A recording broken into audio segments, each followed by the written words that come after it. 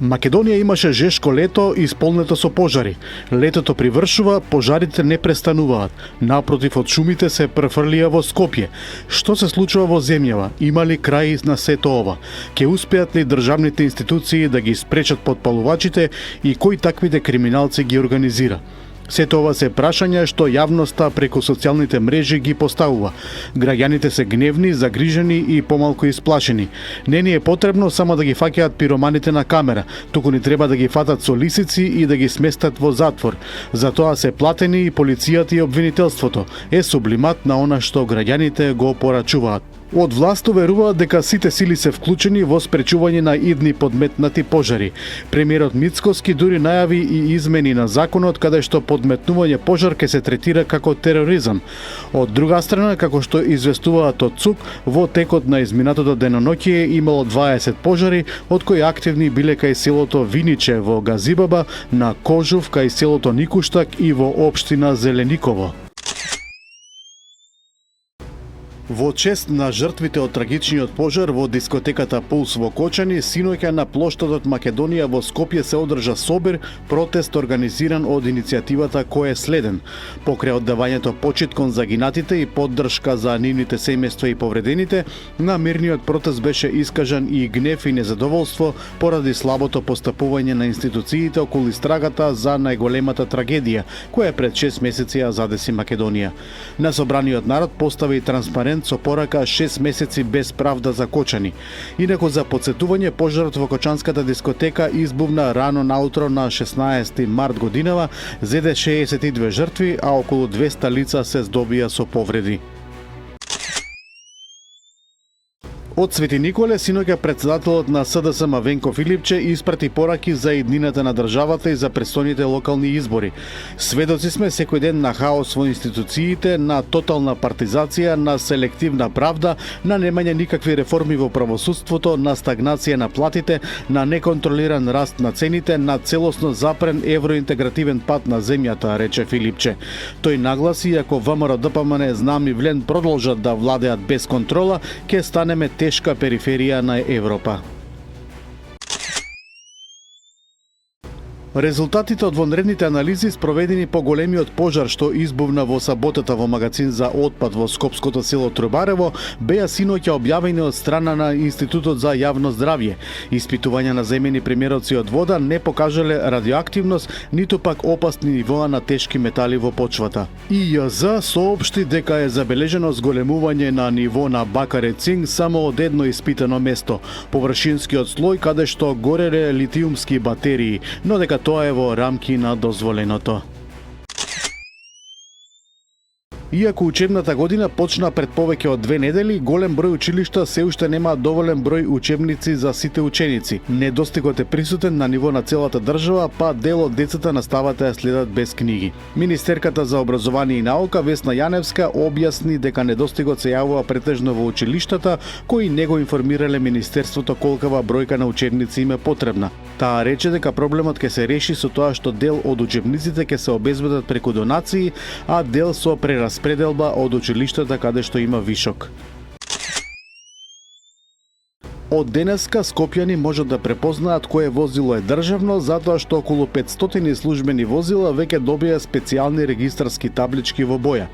Од службата за општи и заеднички работи објавија дека во функција е телефонскиот број 070-399-050, на кој граѓаните можат да пријавуваат незаконска, партиска или приватна употреба на службените возила. На вчерашната промоција на табличките во Газибаба беше соопштено дека во најбрз рок сите службени возила ќе ги носат обоените таблички. Највисоката научна установа во Македонија ќе добие нови членови.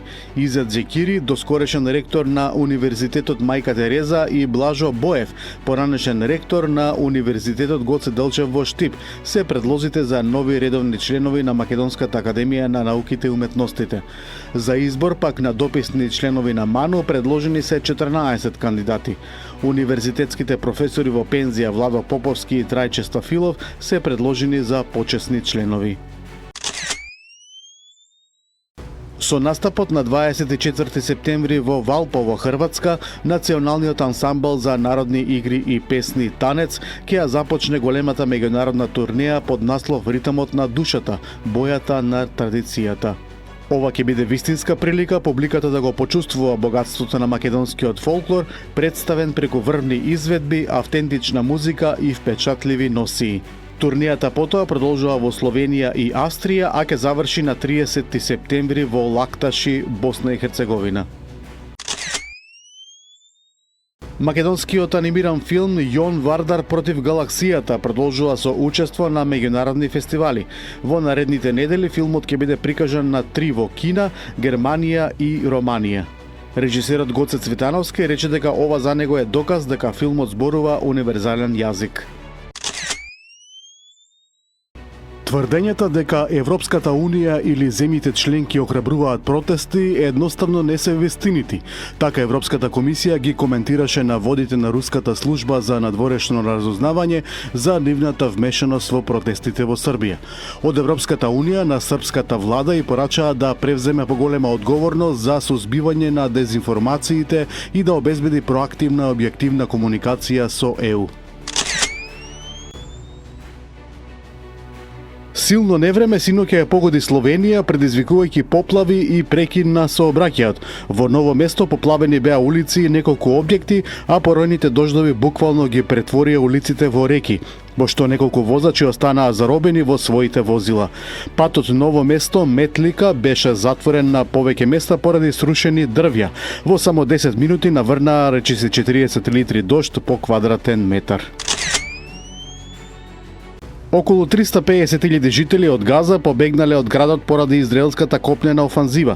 Болниците пријавиле најмалку 69 загинати на првиот ден од нападите. ЕУ ја повика Израел да ја запре офанзивата и најави нови санкции за мрзнување на финансиски средства. Британската влада го осуди нападот како ужасен и неодговорен и повика на примирие.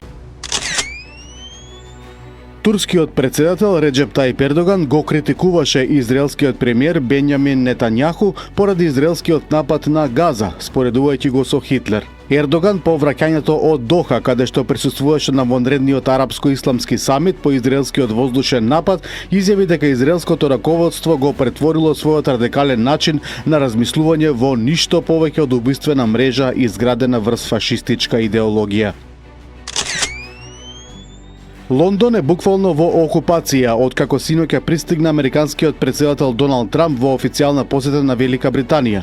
Неговото доаѓање следи по бројни критики во Британија кон Трамповата политика и реторика, а коалицијата Стоп Трамп организираше протест во Виндзор. Градоначалникот на Лондон, Садик Кан, го обвини Трамп дека предизвикува поделби и ја зајакнува екстремната десница низ светот. Американското обвинителство денеска соопшти дека ќе побара смртна казна за Тајлер Робинсон, обвинет за убиство на американскиот патриот Чарли Кирк. Робинсон денеска беше официјално обвинет за серија тешки кривични дела, убиство, користење огнено оружје што предизвикало тешки телесни повреди, попречување на правдата, манипулирање со сведоци и извршување насилство во присуство на деца. Облечен во униформа, рускиот председател Владимир Путин пристигна на полигонот Мулино во Нижни Новгород, за да ги наблюдува заедничките руско-белоруски воени вежби Запад 2025. Тој изјави дека целта на вежбите е безусловна одбрана на суверенитетот и територијалниот интегритет на државата од каква било агресија.